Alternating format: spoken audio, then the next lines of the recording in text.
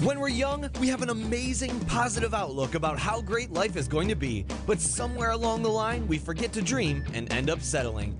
Join Up Dots features amazing people who refuse to give up and chose to go after their dreams. This is your blueprint for greatness. So here's your host, live from the back of his garden in the UK, David Ralph. Yes, hello, join up Dotists. I still haven't decided what to call you lot, but in your thousands, you should drop me a line and just tell me what you want to know, what your collective is going to be. Thank you for listening again. This is episode 204, and we have got a lovely guest on the other end of the line, and she's a lady that states on her About page, before anything else, that she has a love for chocolate. Okay. She also loves country music too, so I bet a perfect night in is a bubble bath, a box of chockies, and a CD full of stories of divorce, dead dogs, and other depressing stories sung with a twang. But that isn't what this show is going to be about, as today's guest has a fascinating title, which I honestly don't understand. She calls herself a time strategy visionary, which we'll, of course, find out about during the show. But what is true about her is that she knew in her heart of hearts that she didn't fit into a traditional job, as the love of the task she was asked to do was quite often restricted. She loved what she was doing, but not the pressure that came with doing it in a certain time. Why should we compress something into a set time frame just because someone somewhere says that we have to? Oh, I believe in this totally. But that doesn't mean that she isn't organised, as she loves schedules, hectic days and sports, and so became an athletic administrator for a high school. However, she found that she struggled to balance the 60-hour work weeks with her need for self-care and family time, and that is where she started to realise her path and brings her onto the show today.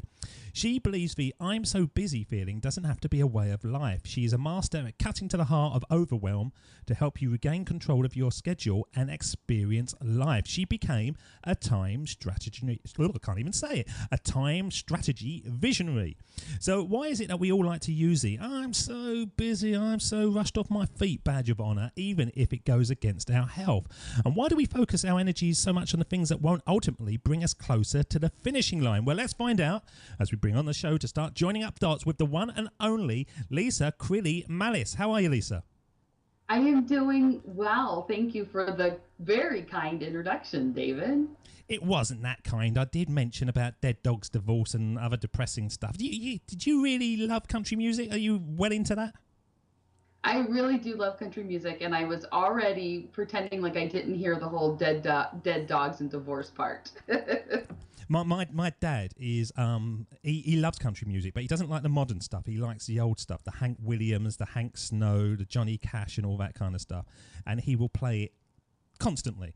And so I've kind of got I don't know, I've got a feeling about it. But I know a lot of the songs, but I've got this vibe of when I was a kid. Come on, Dad, put something better on. Put something better on.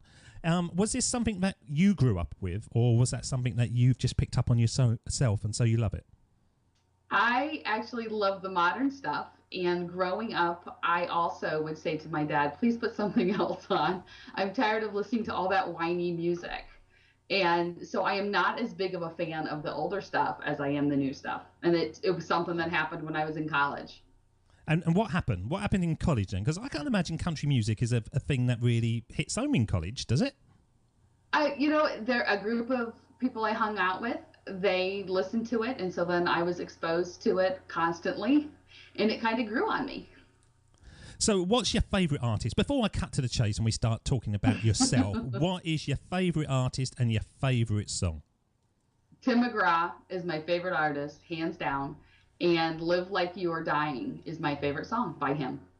I tell you what, while we're talking about country music, it's just popped into my head. One of my favourite films, and I saw it on an airplane once, and it was about 2 minutes in, and that's the only reason I watched it, because all the others were sort of like 15, 20 minutes in, and I thought, oh, I've missed those. Country Strong with Gwyneth Paltrow. You ever seen that? I did. I liked it. It didn't get great reviews, but I really liked it. I really liked it, and I was a bit tearful, actually, Lisa. Yeah. Yes. It's all right for a man to cry, but I was a bit tearful. So let's get on to you now. So I can't say this. I struggle with this. I've been struggling with it all day. Time strategy. I can't even say it then. Time strategy visionary. That's not the easiest collective words to put together, is it? So what actually is that? Save me from saying it again. I absolutely. So many people will consider what I do in the management of like time management coaching and in that arena. And I'm a little bit different than a typical productivity coach or time management coach. And so what I term myself is a time strategy visionary. And I believe in starting with the vision portion first. Who are you? Who do you want to be? What do you want? What do you want to do? What's important to you? And let's start at that vision first, and then let's back it up into the different time management strategies that will help you get there. But let's start big picture first and then work our ways back. And when you pose that question to people, who are you? That's going to throw them straight away, because I have conversations on a daily basis that generally people don't know who they are, even though it's them. And they're the one breathing, walking around, doing stuff. When you actually put that question to them, they don't really know. So do your clients freak a bit when you ask that question? I usually don't come right out and ask it quite that way. So I'll ask things like, what's important to you? What are the things that you want to spend your time on that you're not getting to? What's your biggest goal? What are some of your values? And so I break that big picture of who are you, I break it back into smaller pieces. And so how does this work then? So our listeners out there are obviously looking to transition, most of them. That's why they come to us in their thousands. And so they, for most of them, are caught in that I haven't got enough time. I work 9 to 5, add the commute on top, maybe a bit of childcare. When do I have the time other than flopping on the sofa, watching a bit of telly and then going to bed? So you're sort of saying by actually looking at what is most important to you, you can actually assess the kind of things that you're doing in a daily basis that aren't leading to your dream life, leading to the target that you want to set for yourself. Is that what you're saying? That's exactly what I'm saying. So how do you do that then? So how does somebody who has got all those restrictions that I'm talking about come to you and then you wave the wand? Because it's not a wand, is it? Obviously, there's a load of work that needs to be done. But when they have got that mindset, which so many people have, that I just haven't got the time. I haven't got the time, and when I have got the time, I'm so tired, all I want to watch is a bit of TV. And so one of the things that we talk about is that time management really boils down to choice management. So when you have something that you really want to do, and you're saying, I'm so tired, I just want to sit down and watch a bit of TV, then you're making that choice. And so the first piece is to start to build the awareness around making the choice versus just sitting down and doing it. And so it's that idea of, I can watch the television because I'm so tired, or I can work on this. Or back it up even more, why is it when I come home I'm so tired? Is there something I can do before that so that when I come home I still have energy left and I want to work on what's next? It's funny.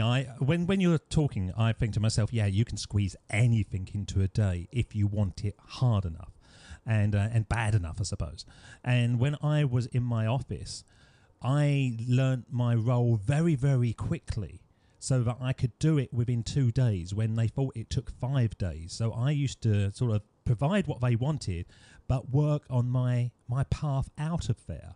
Now, that's obviously not a good way of doing it, because people are going to get into trouble with their boss, unless their boss turned the other eye like they did in my direction.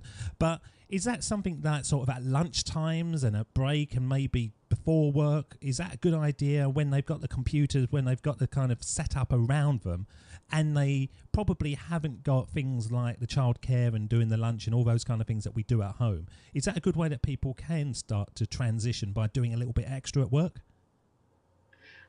I don't know. It depends on the work environment. So a piece of what you're saying I agree with completely, and that's put yourself in a structure of which you can be most effective. So if that role is at work where you can come in a little bit early and it's okay that you're using company resources to work on your own thing, or whatever that piece may be, and that's okay with where you are, and you're more productive there, absolutely. You know, maybe it's a idea of once you leave work, you go to the local coffee shop and set up and do what you need to do for an hour before you go home. Or you can take your lunch off site. So you work in the parameters of what you have, but it's key to know what distracts you and then figure out how to eliminate that so that you can focus on what's most important. So with you, how did you get into this? Because obviously you were in corporate land and you kind of, once again, I use that word, transitioned into your own gig. But the thing that really interested me in the introduction was that you really sensed that you didn't fit into a traditional job. Do you remember when that came to the fore and you thought, no, hang on, this isn't working for me, I've got to do something about it? It was somewhat gradual, and even the story's kind of, my story has a lot of ebbs and turns, like most people's does. And so, like, I would think I had a revelation looking back, and then I'm like, well, yeah, but then I continued on that path for a couple more years, so it must not have been that big of a revelation, or I wasn't listening. So for me, I knew that I really enjoyed being in charge of me. I want to be in charge of my schedule. I want to be able to, the buck rests with me. I'm the one pushing forward, and that was very important to me. So when I started out in the field of high school education as a teacher, I had a lot of that autonomy, but I also had a lot of that outside influence. The classes run 45 minutes, make sure you hit this piece of your curriculum, like those types of things. And so I was kind of caught in that middle of, I love what I'm doing, but I don't like all this external structure. So then I moved into administration, which lessened the external structure, but my challenge is, given free reign and no one outside and no structure on my end, I will then work all day, every day, all week, all month, all year. And so put into a position where I was in charge, I very quickly ran myself into the ground. Which is a problem for entrepreneurs generally, isn't it? Yes. I know exactly what you mean on that. I do incredibly long hours that other people say, why are you doing them? Why are you doing? But when you want to build something and when you want to leave your mark, it kind of falls into that. It's not work, it's a hobby, but it's a hard hobby, and it all kind of gets a bit messed up. You've just got a passion to keep on going at it, haven't you? You do. And so when I was working in the school district with that, I also had that external, I need to make sure this is exactly right. People are counting on me, and so the days kept getting longer and longer and longer, and the stress kept building. There would be times where I would get a phone call at 4 a.m. from a coach saying my bus didn't show up. And I'd say, well, your bus was scheduled. I confirmed it before I left, and you have the phone number. Call the bus company. Don't call me at 4 a.m. You do it. Turn your phone off, Lisa. Turn your phone off. But what if there's an emergency? So that was, like, we talk about, that was old Lisa. New Lisa, phones off. But old Lisa reacted to all of those. And so through that early part of my career in education, I was very reactive. Very much, I'm going to do this because I'm worried something else would happen, so I got to make sure I have all my ducks in a row. So overly prepared, overly organized, overly systematized, but again, running myself into the ground. And so at that point, after a couple years of that, realized, this might not be I can't even say realized this might not be the best idea. Had a health scare and was forced to take a step back and thought this might not be the best idea. So what happened? What was the health scare, if you don't mind me asking?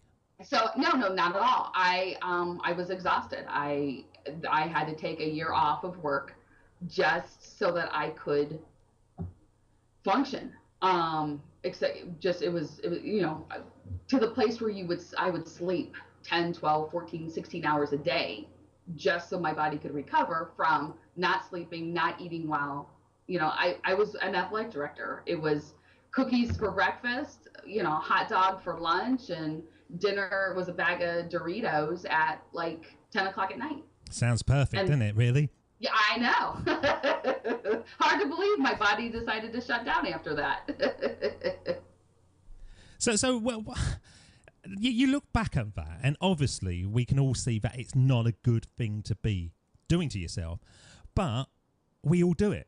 I've done it in the past when I used to work to 11 o'clock every night, come home on the train, grab a bag of chips, or what do you call it over there? I don't know what you call it, chips anyway, and just sort of walk home and eat those and then get up the next morning and then sort of go again.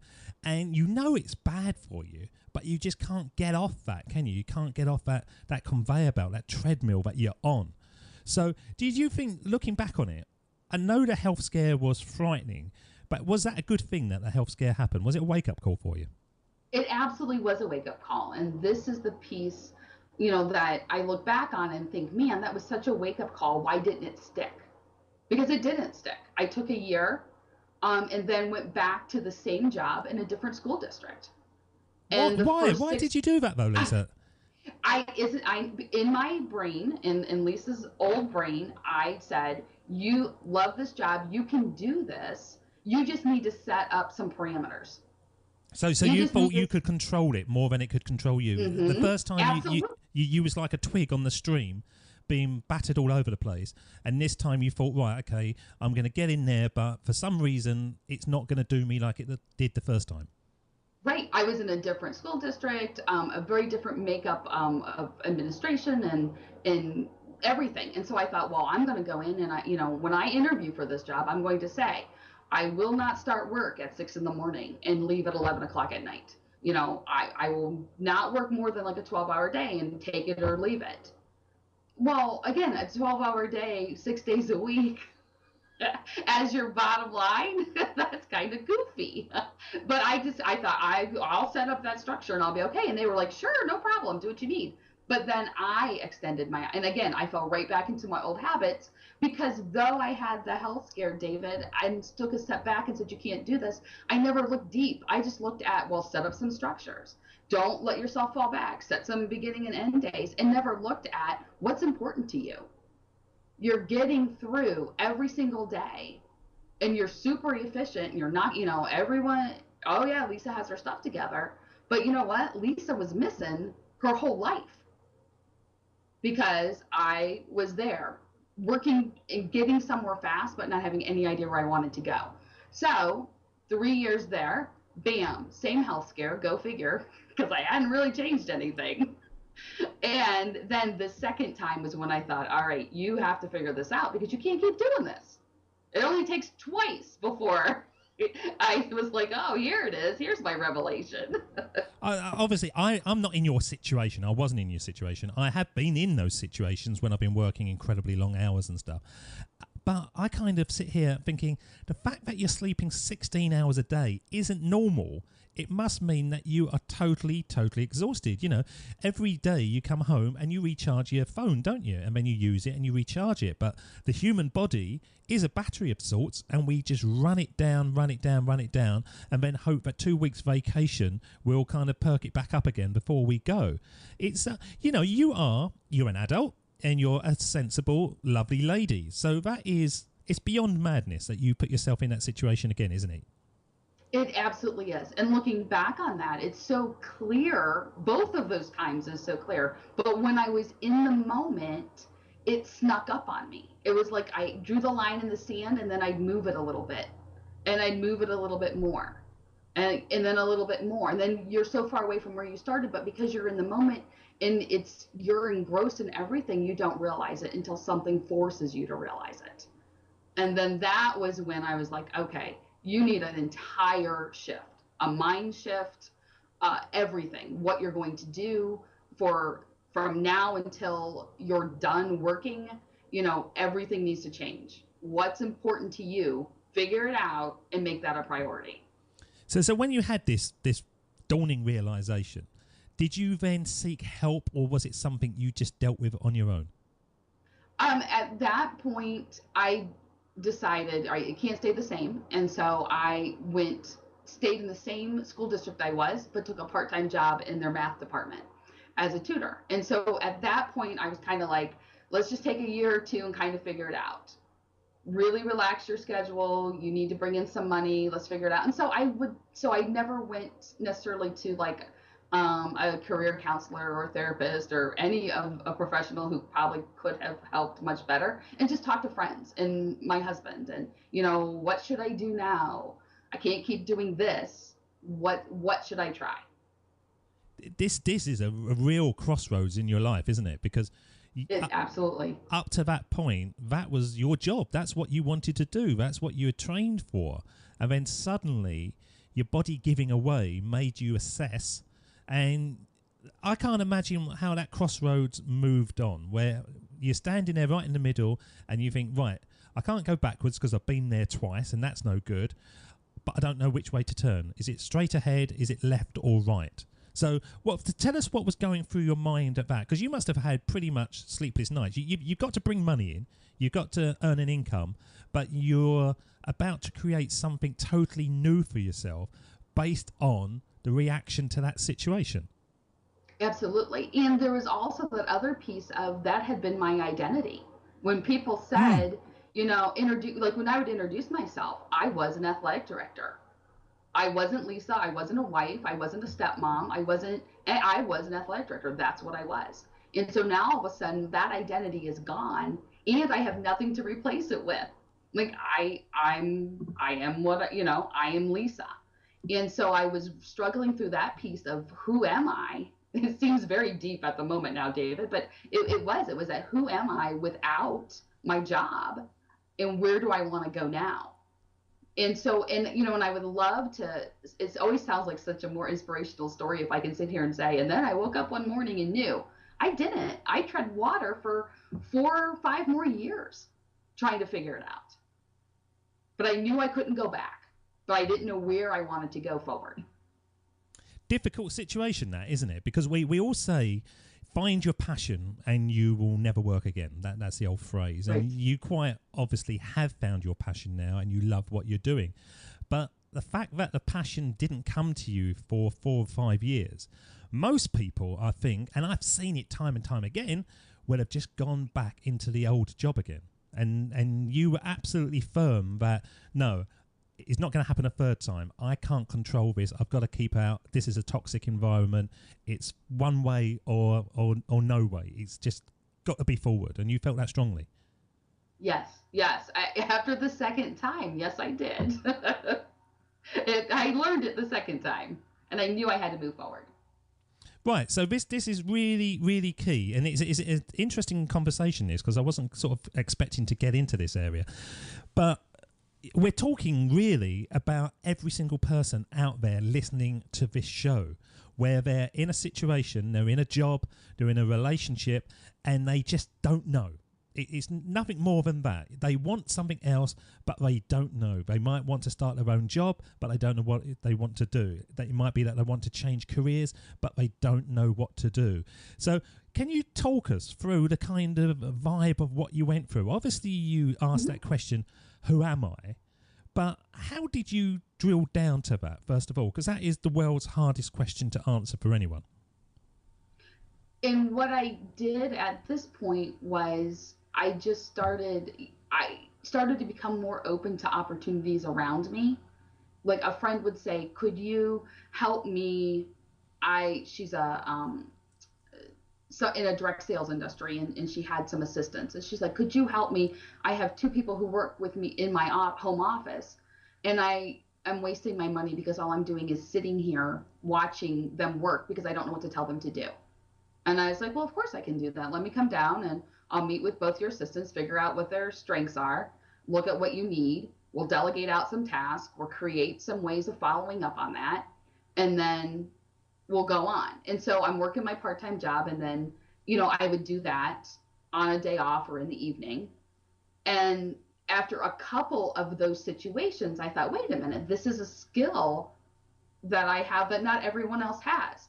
Because sometimes you just assume because it's easy to you, everyone can do it. Absolutely. And then, and then all of a sudden you start to see, wait a minute, here's 3, 4, 5 examples thrown at me within a couple months time of where they're all asking me for the same skill, and they don't necessarily know each other. Their only commonality is they know me. So it wasn't like they were referring me around. It was people who came to me and said, will you help me with this? I know you're good at that. And so that started to open my eyes of, oh, wait a minute, this is an area I am good at and that I can help people with. How do you go from that to actually being able to charge? Because that's the other thing, isn't it?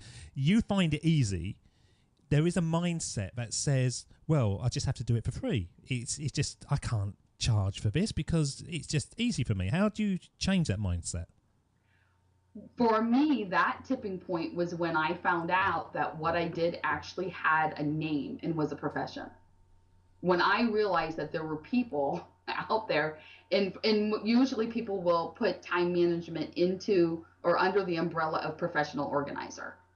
And so when I started to realize that there was a professional with a national and international organization with a certifying body, all of a sudden I was like, oh, hey, look at me. It's a real job, because I could label it.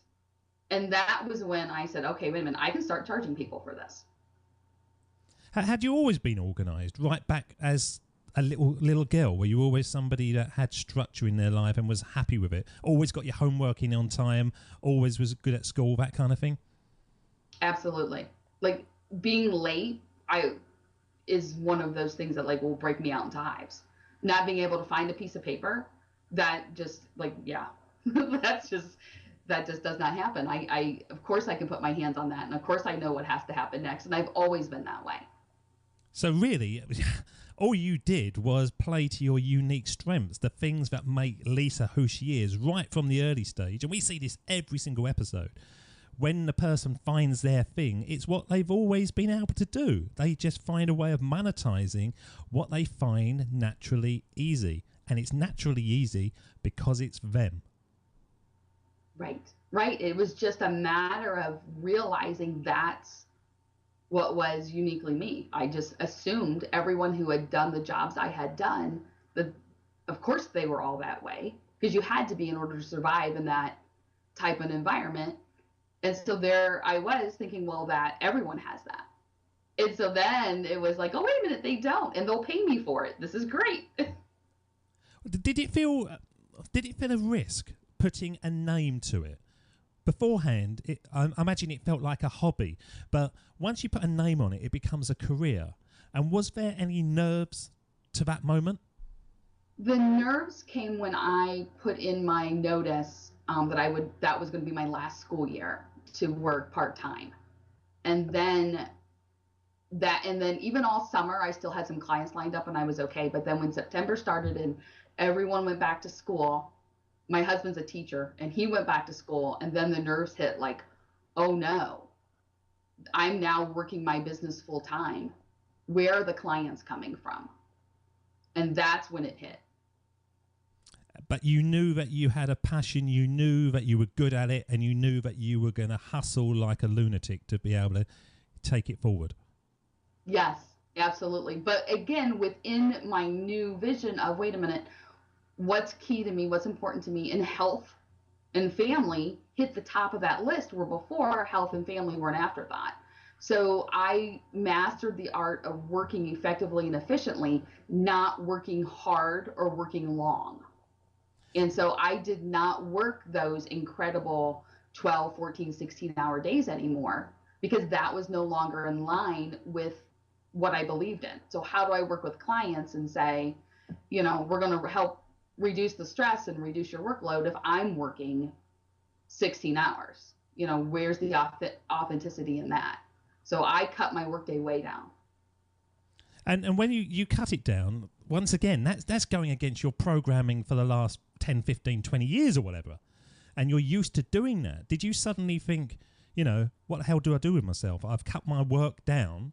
Normally, I will fill that gap with work. So what do I do? I can't just sit there watching telly. How did you fill that gap that you suddenly made for yourself? And that I read a lot more. I worked out when I'm in Ohio, so we don't necessarily have a lot of months where the sun is shining. But on those months when we do, a lot of work outside in the garden. Spending more time with my stepkids, more time with my nephews and my family. I filled it with the things that I had said were important to me, but never lived as if they were important to me. I'm going to play some words of a famous gentleman, and I play it round about this time every show. And I want to get your feelings on this. This is Jim Carrey. My father could have been a great comedian, but he didn't believe that that was possible for him. And so he made a conservative choice. Instead, he got a safe job as an accountant. And when I was 12 years old, he was let go from that safe job. And our family had to do whatever we could to survive. I learned many great lessons from my father, not the least of which was that you can fail at what you don't want. So you might as well take a chance on doing what you love. Now, I've never really asked this, but taking it away from the positive aspect of you might as well do what you love, take a risk on what you love, which is obviously true, and it's the message we get out in this show. The other bit about his father would do anything he took to survive, that's kind of true as well, isn't it? And to get a business off the ground, would you have done that? Would you have done anything because you knew that this is something you wanted?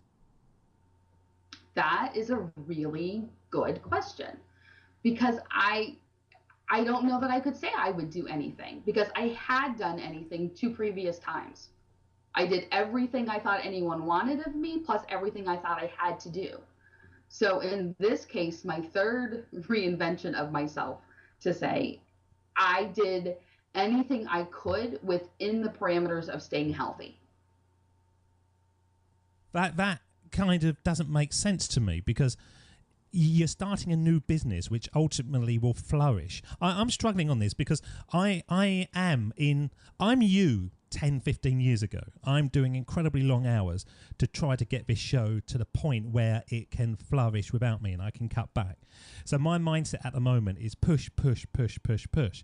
And I understand that you can't really go to your clients and say, hey, look, I'm going to teach you how to cut your time down and become more efficient if you look like a wreck and you're pushing yourself anyway. So I totally understand that.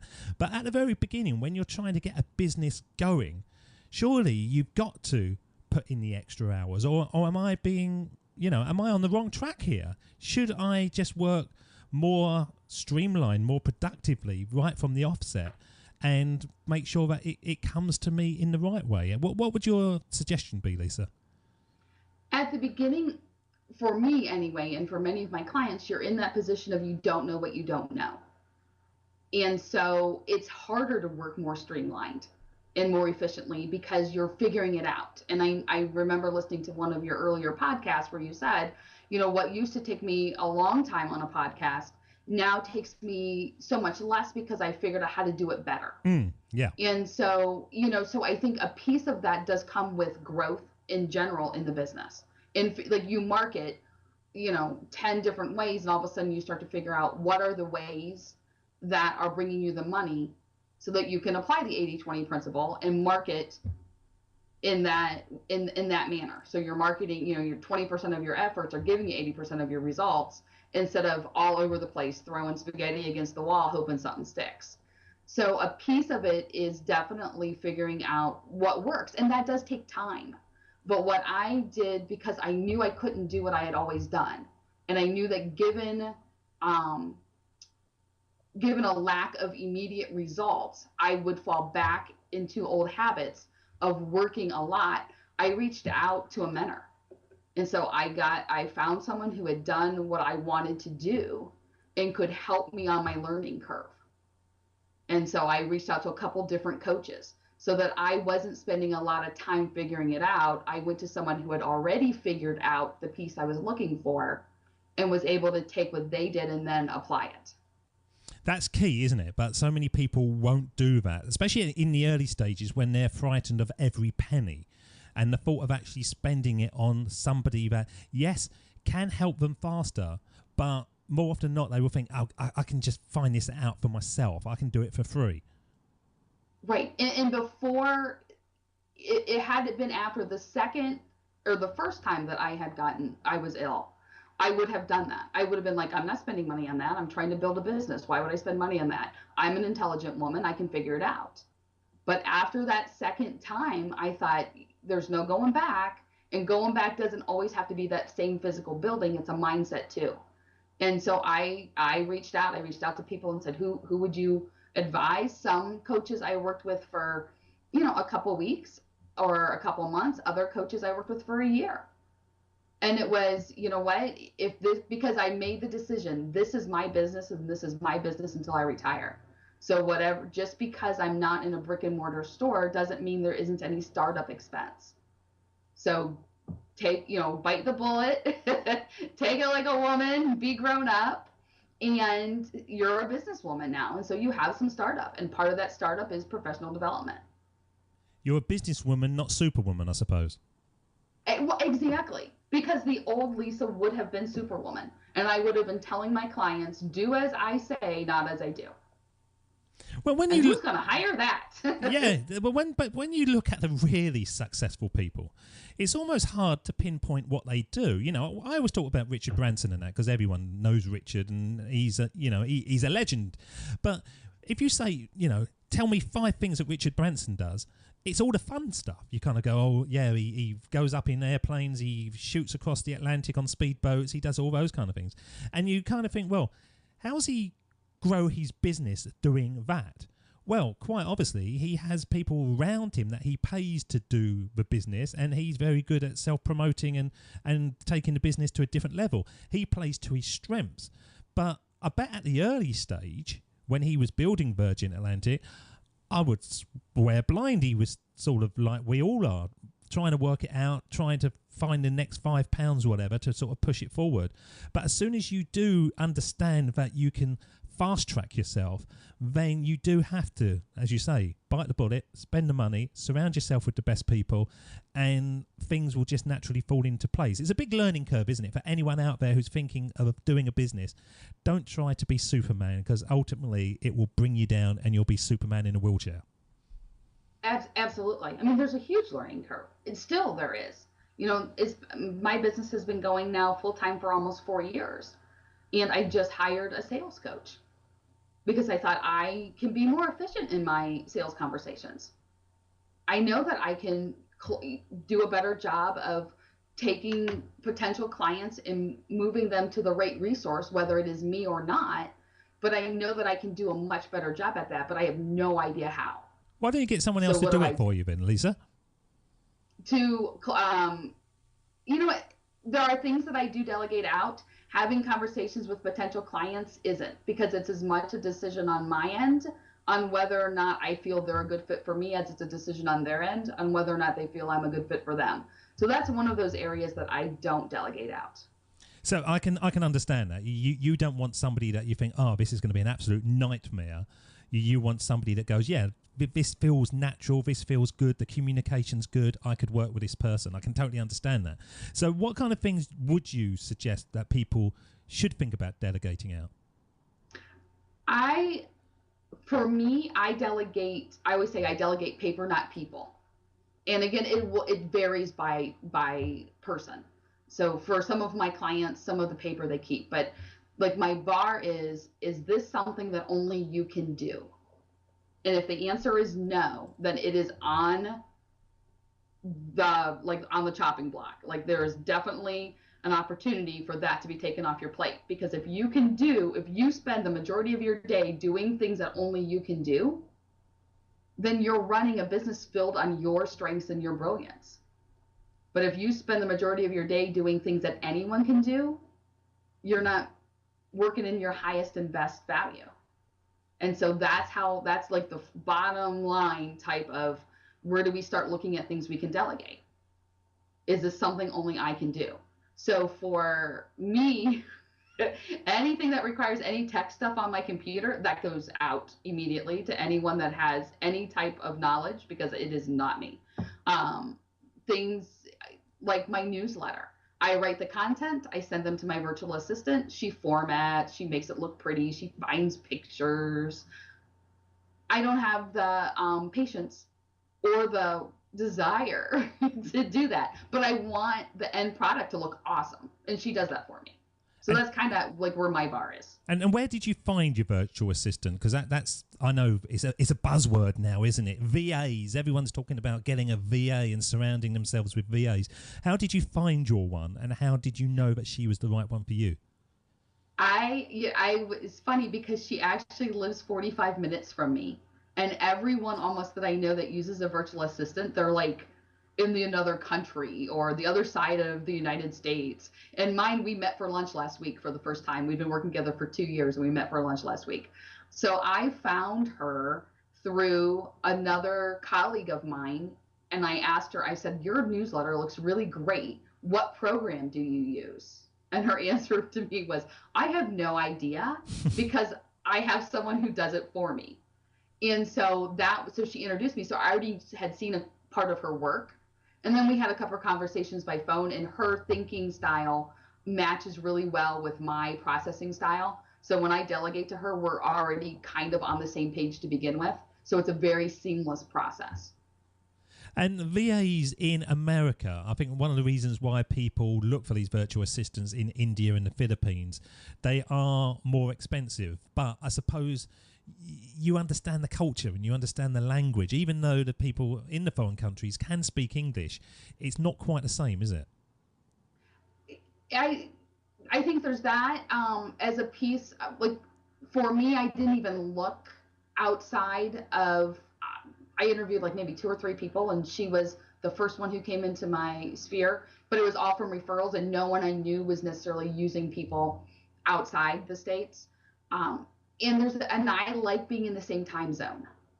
That is very helpful to me because I always goof up converting time zone things. And if I'm working with someone who's awake when I'm asleep and vice versa, it's very difficult. So you've got clients across the globe then, have you? I do. Right now, I don't have anyone outside the United States. A couple months ago, I did. I had someone in Australia and someone in England. And that really shows you, doesn't it, that people now can create a business, and the mindset that maybe was 10, 15 years ago that you were going to be putting leaflets out and do all that kind of stuff in your localized area really has just totally gone out the window. You can have clients wherever. And that's why it's so powerful, really, to create your own business. I'm really trying to inspire my own kids to get that kind of idea in their head that if you hustle, you don't need too many clients to be able to make quite a nice living, and you've got the whole world to choose from.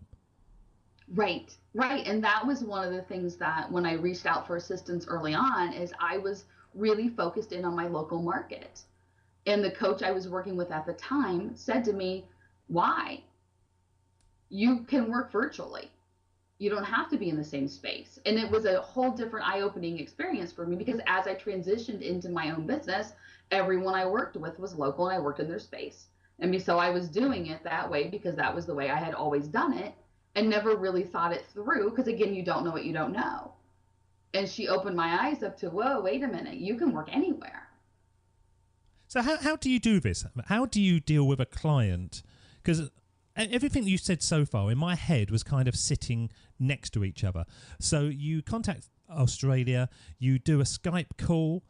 How do you actually structure their workload when you're doing it so remotely? We look, and for every client, the process will unroll a little bit differently, but in general, it follows the same type of a framework. And so what I use is I use the acronym of AWE, awareness, work, and evaluation. So we start back in that awareness phase because doing it the way you've always done it, because you've always done it that way, isn't working or you wouldn't be reaching out for support. So we start to look at what are the pieces that are working that we want to keep and what are the pieces that aren't working? What's your big pain point? So when people come to the call, I say, okay, what is causing you the most pain today so we can make sure we touch on it regardless of what else we have on our plate that we identified before we wanted to discuss today. So it's really going down, because for people it's different. The client I finished with right before our call today, her pain point is she keeps everything in her head and things are falling through the cracks. So we spend a lot of time on how do you want to capture information? What type of way do you want to move tasks forward? Do you work on projects until completion or do you work on multiple projects at once, continuing to move them? So that's her struggle right now. Whereas another client is, I'm working 6 days a week. I want to work 3.5. How do I lighten up my workload but keep my income the same or higher? And so for him, our big focus is on delegation first off, and then rolling back and looking at other things. How can you structure your day to be a little more efficient in those pieces? So for each client, it's their pain points are different, but our process is the same. What's happening now, and where do you want to be, and how do we bridge that gap? I remember being very, very influenced by Tim Ferriss's 4-Hour Work Week. And I read it, and I instantly, afterwards, I read it actually 4 times back to back, which is unheard of. I was very taken by it. And then I read the 80-20 principle, Pareto's law. And I went through my workload at my old job, and I looked at everything under those terms, thinking, what is the company actually asking me to do? What do I need to provide? What am I doing that ultimately isn't providing that? And I reduced my work to the point, basically, that I was unemployed, really, because I could do everything so quickly because I knew it so well. I'd been doing it for so long, which then got me a bit bored. And then I realised that I had to fill up my time. So I started sort of looking around the internet, and it sort of led me to this path. So it was a great thing to do. But people really should spend some time auditing their life, not just at work, but their life generally, shouldn't they? They should sort of look at it and think, why am I spending so much time doing this when I should be doing that? Is it something that I can get the kids to do more? Can they pick up their own clothes? Can they do all this kind of stuff? Or is this stuff that they just can't do? And really assess everything. And it's going to hit a lot of pain barriers, isn't it, when they do it? Because a lot of people are kind of used to things happening in a certain way. But you can free up time everywhere if you just look at what you are doing. Right, absolutely. And, and then the second piece to that is when you free up your time, like you asked me, when you free up your time, what do you want to do with it? Because if you just free it up for the sake of being able to free it up, what's the difference in then just taking all the time to do it anyway? It's like, what's the point of freeing it up and then making sure that you hit that task and that activity instead of just having free time, like you said, and sit down and watch TV? Because that would be my problem. That would be, I've always been a worker and I enjoy working. And so if I free myself up, I don't know what I'd do. I'd probably work in a different area. Did you see that a lot, that people actually enjoy the work and the thought of sort of spending time on their own? Because I wouldn't dream of going down the gym, and during the day, if I free up the time, all my mates are at work anyway, so I'll be on my own, so I might as well work. Do you see that as a common theme? So I do see that happening sometimes. I see, especially if someone comes in, they don't really have a clear vision of where they want to be. So like they'll come to me and say, I'm just tired. I'm exhausted. My brain is tired. My body's tired. If I can reduce my workload, then I won't feel so tired. And that's great at the onset. But then what happens is you get into that place and then you're bored because you've never really thought through, what am I going to do with that extra time? And so what do you know? Because we do what we know. And what do you know? Well, you know work. And so then you fall right back into work. And so it's a matter of knowing what you want to do instead. I think I need to do this on myself, because I do think that, well, people are saying that I work too hard. I work 7 days a week, basically. And if I do sit down to watch a TV program, I see about 30 seconds of it, I'm fast asleep. So it's basically either work or sleeping. And a lot of the time when I'm sleeping, I'm dreaming about work. So I think I need to do your exercises, Lisa. Well, great. And again, it's not necessarily a judgment. Like I always tell clients, I'm not judging your choices at all. I just want you to make choices.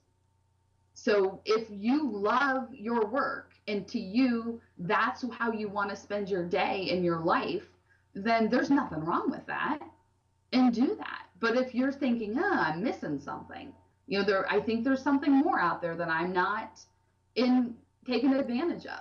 I think there's other options. Then it's like, okay, well then let's look at what else is out there. Oh, I like this. My mind is going in many, many different directions. I'm going to have a team of VAs all over the place doing my beck and call. Because pretty much if somebody says to me, what do you like doing about this show? I say, the show. And that's it. but all the other stuff behind it really falls into that list that you said earlier. You know, can somebody else do it? Yes, they can. And I think I need to free it up. Do more of this. Have conversations with the lovely Lisa, and I'll be happy. There we go. Because when you think about it, what do you love doing about your show? The show. So if you freed up all that other time, what could that mean? Like, there are so many possibilities. You could do more shows, do 2 a day instead of 1.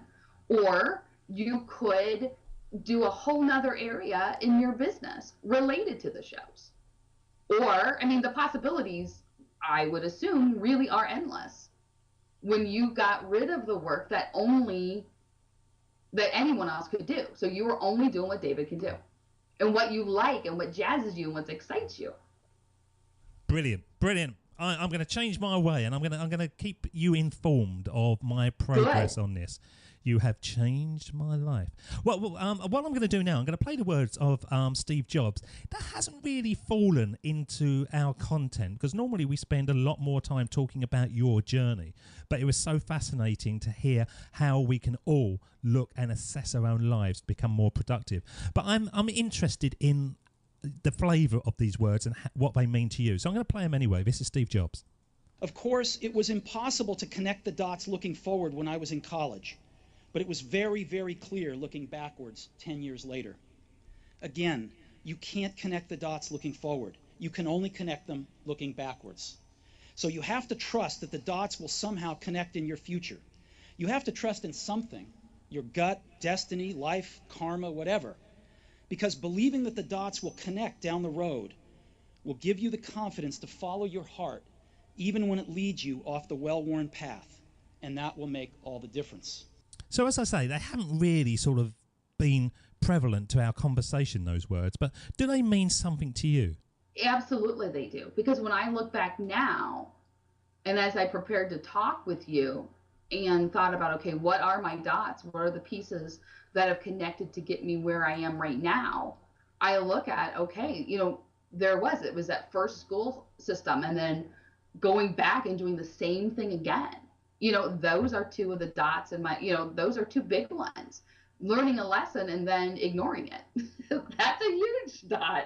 You know, and then, okay, so then you decided to start your own business, but it took you a while to get there. And then while you were there, you know, I went a number of paths in my business before I became a time strategy visionary. And all of those dots, for me, I don't necessarily always look at them as I never look at it as a straight path. It's that up and down, circle back around again, you know, fork off, come back, take a detour. Like, to me, those are my dots. And then at the end, it's like they combine to make one great big dot, because every piece is important to who I am now. Well, what is the big dot? Can you think? I know you say they all make a big dot, but is there one? Because to me, it seems like the second health scare was your big dot. I would agree with you, absolutely, because that was the one that actually made me change. And I can't definitely say change for good, because I'm not done with my life yet. So change for good so far, and with the hopes and the motivation to keep this change permanent. Do you know, when we started, I couldn't even say the word time strategy visionary. And I honestly didn't know what it was. But I have sat through many, many presentations with time management people that come in, who they write these grids and they go, categorize everything into section A and then section B and C and D and prioritize it all and all that kind of stuff. And I always used to think, but by the time I've done all that, I might as well have just done the work. This is just like stupid. But what you're saying makes total sense, because you're not just looking at the task, you're looking at what you want to achieve at the end. And if you want to achieve a certain target, what can I free up to get to that target? That makes total sense to me. I think you have changed time management forever. Thank you. I was expecting more of an answer than that. I'm just basking in the praise right now, David. You know, and I'm certainly not going to say I'm the only one in the whole world that approaches it that way. You're the only one I've ever heard of. You know, I'm sure that there are other people who do that. And I'm sure when you read, you know, like Stephen Covey's books talk about start with the end in mind. You know, and he has his 7 habits of highly effective people, and, you know, sharpen the saw. And there's all those pieces in what he talked or what he wrote about in his book, that is looking at the whole point and the whole picture. But right now, like, that's always where I start. So if someone comes to me and says, I really need to know what the right app is, and I really need to know the magic calendar, I'm like, I don't know.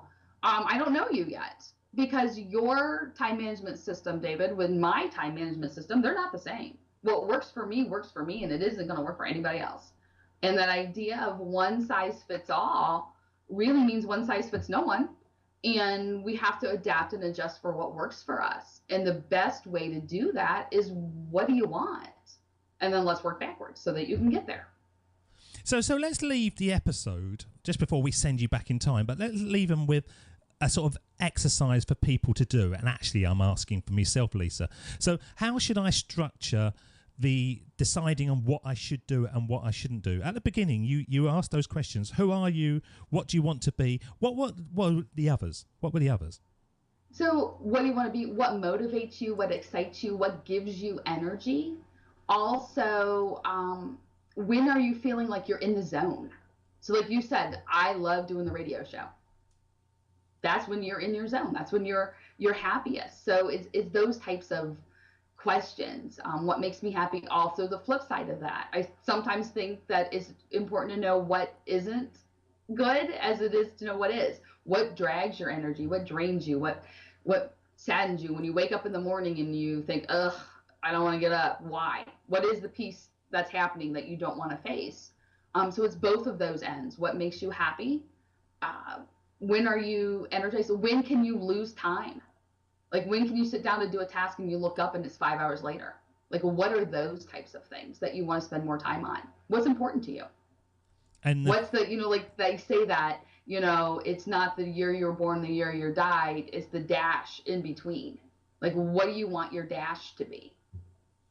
And the things that get you in the zone are the things that you naturally love, aren't they? They're the things that really play to all your strengths.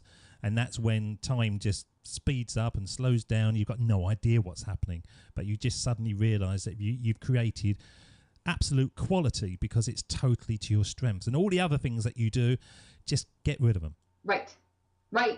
Get rid of them.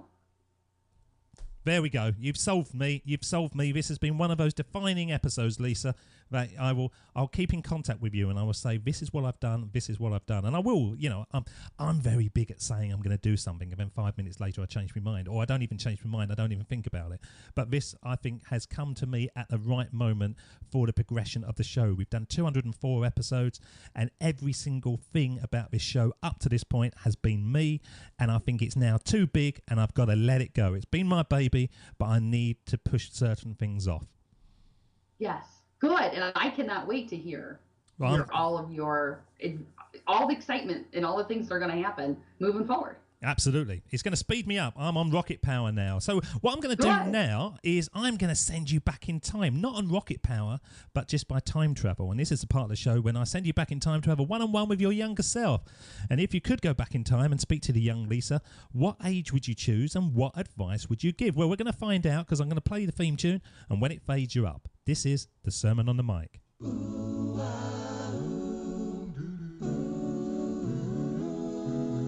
Here we go with the best bit of the show, the Sermon on the Mic, the Sermon on the Mic.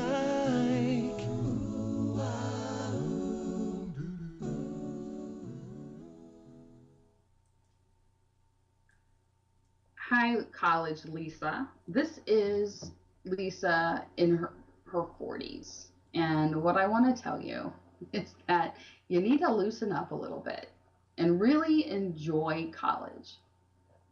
Take classes that really interest you. There's no need to major in math and major in education and minor in philosophy and graduate in 3 years instead of 4.